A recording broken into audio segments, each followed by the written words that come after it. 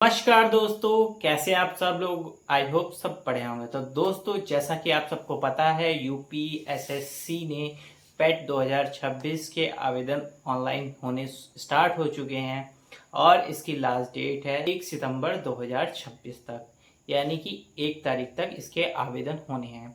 तो बहुत सारे लोगों में एक दिक्कत आ रही है कि ओटीपी प्रॉब्लम आ रही है, किसी के ओटीआर नहीं हो पा रहे हैं।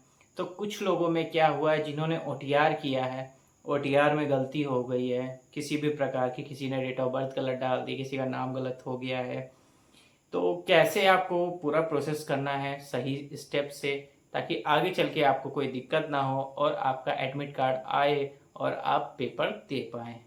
तो उसी टॉपिक पे आज पूरा वीडियो है। आज मैं पूरा स्टेप बाय स्टेप सारे पॉइंट्स क्लियर करने वाला हूँ।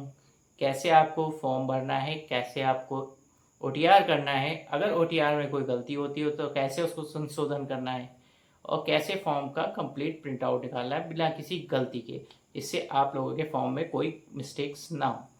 तो चलते हैं, वीडियो को स्टार्ट करते हैं। और उससे पहले जो भी नए लोग हैं, वीडियो को लाइक करके चैनल को जरूर सब्सक्राइब करिएगा, ताकि आने वाली सारी अपडेट्स आप तक पहुंचते रहे। तो चलिए वीडियो को शुरू करते हैं। दोस्तों, सबसे पहले हमको यूपीएसएससी की मेन वेबसाइट पे आ जाना है। यहाँ से आपको कैंडिडेट रजिस्ट्रेशन पे टैप करना है। टैप करने के बाद आपके सामने ऐसा इंटरफेस आएगा जहाँ पे लिखा होगा पीईटी टेस्ट 2026। इसके आप साइड में जाएंगे, यहाँ पे होगा, इसकी डेट दिखाई देगी। यहाँ से 3/8 से 3 अगस्त से स्टार्ट है और 1/9 इसकी लास्ट डेट है।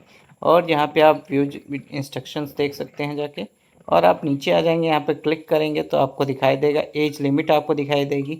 यहाँ 18 साल से 40 साल तक के लोग इसको अप्लाई कर सकते हैं। एज काउंट होगी आपकी 1 अगस्त 2026 से। उसके बाद आपको अप्लाई पे टैप करना है। टैप करते ही आपके सामने ऐसा इंटरफेस आएगा जिसमें लॉगिन करना है।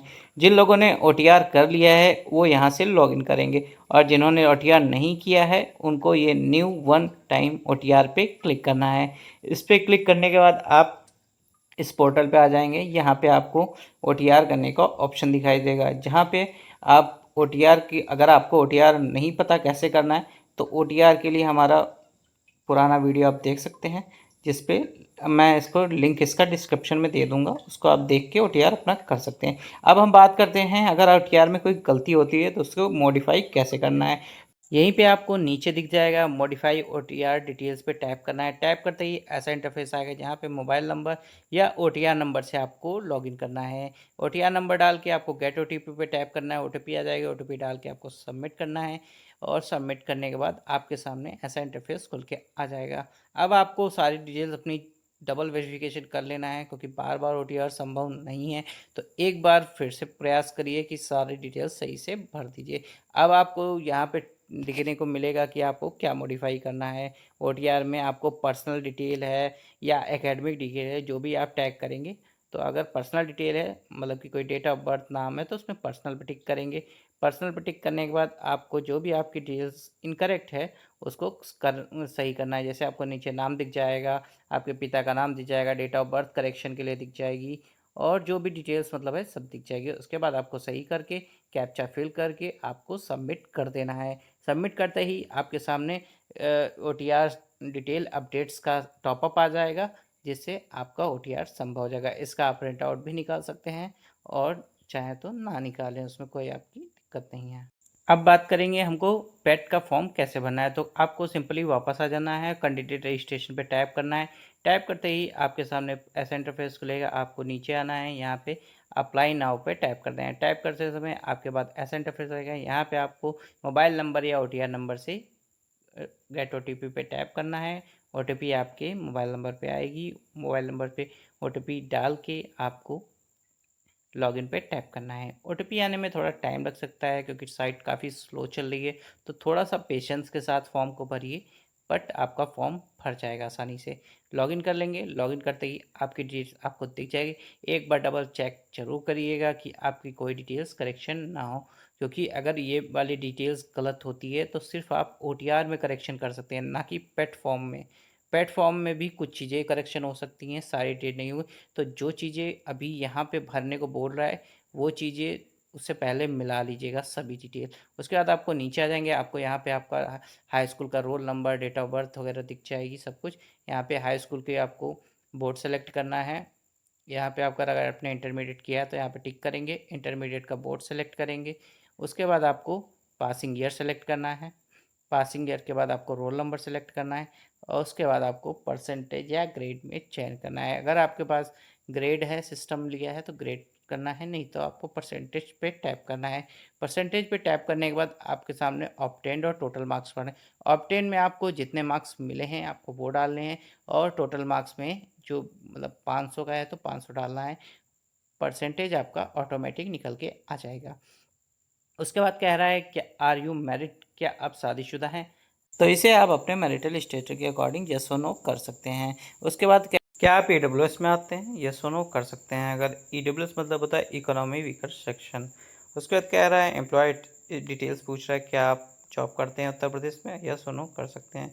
उसके बाद कह रहा है आप आउटसाइड कोटा में आते हैं, पीडब्ल्यू पर्सन है, यस और नो कर सकते हैं। पीडब्ल्यूडी मतलब जो भी विकलांग लोग होते हैं। अगर आपको एज में छूट चाहिए तो उसमें भी आप यस कर सकते हैं। एज रिलैक्सेशन के लिए भी आप पढ़ सकते हैं किस किस को एज रिलैक्सेशन मिल रही है, तो एज रिलैक्सेशन पे आप टैप कर सकते हैं। उसके बाद आपको I accept the above declaration पे टैप करना है। यहाँ पे टैप करके यस कर देना है। यस करते ही आपके सामने कैप्चा आ जाएगा। कैप्चा को आपको फुलफिल करना है। अगर कैप्चा नहीं आता है तो थोड़ा सा वेट करिए, क्योंकि साइट स्लो है, साइट स्लो की वजह से कैप्चा लेट आ रहा है। कैप्चा सबमिट करने के बाद आपको एक बार डिटेल्स को पूरा देख लेना है, उसके बाद ही सबमिट पे टैप करना है। टैप करते ही आपके सामने ऐसा इंटरफेस खुल के आएगा, जहाँ पे आपका पेट सक्सेसफुल रजिस्ट्रेशन नंबर आ जाए। इसको आपको नोट डाउन करना है। प्रिंट स्लिप पे टैप करके आप प्रिंट स्लिप भी निकाल सकते हैं। उसके बाद प्रोसीड टू पेमेंट पे आपको टैप करना है। टैप करने के बाद आप रिडायरेक्ट होंगे पेमेंट के लिए। पेमेंट पे जाने के बाद आपको पेमेंट को कर देना है। प्रोसीड टू पेमेंट पे टिक करने के बाद आप यहाँ पे आ जाएंगे। यहाँ पे आपको पेमेंट आपको दिखाएगा कितने रुपए इसका पेमेंट है, कितना आपको क्या करना है। उसके बाद आप नीचे स्क्रॉल करेंगे, सेलेक्ट पेमेंट गेटवे पे आपको टिक करना है। यहाँ पे SBI state bank of India पे क्लिक करना है। उसके बाद नीचे डिक्लेरेशन पे टिक करना है। टिक करने के बाद आपको प्रोसीड टू फी डिपॉजिट पर डिपोजिशन पे क्लिक करना है।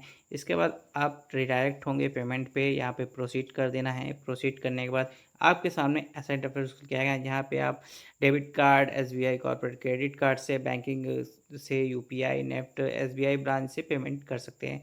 हम यहाँ पे यूटीपीआई पे टैप करेंगे। यूपीआई पे टैप करने के बाद हमारे सामने क्यूआर आ जाएगा। क्यूआर को स्कैन करके हम पेमेंट कर देंगे। पेमेंट करते ही हमारे सामने पेमेंट सबमिट का मतलब सक्सेसफुल का ऑप्शन आ जाएगा। पेमेंट सक्सेस होते ही आपके सामने ऐसा इंटरफेस, यहाँ पे proceed to download print the application form पे आपको टैप करना है। टैप करते ही आपके सामने पूरे फॉर्म का प्रीव्यू प्रिंट आ जाएगा। इस प्रिंट को निकाल के आपको सेव कर लेना है।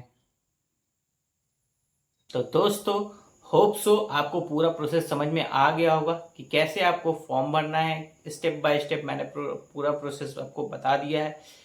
अगर कोई भी डाउट हो तो कमेंट सेक्शन में पूछ सकते हैं। वीडियो इन्फॉर्मेटिव लगी हो तो वीडियो को लाइक जरूर करिएगा। अपने उन दोस्तों के साथ वीडियो को शेयर करिए जो यूपी एसएससी की तैयारी कर रहे हैं। और वीडियो पे नए हैं तो वीडियो चैनल को जरूर सब्सक्राइब करिए। मिलते हैं ऐसे ही नए धमाकेदार वीडियो के साथ। जब तक सभी को बाय बाय, जय हिंद।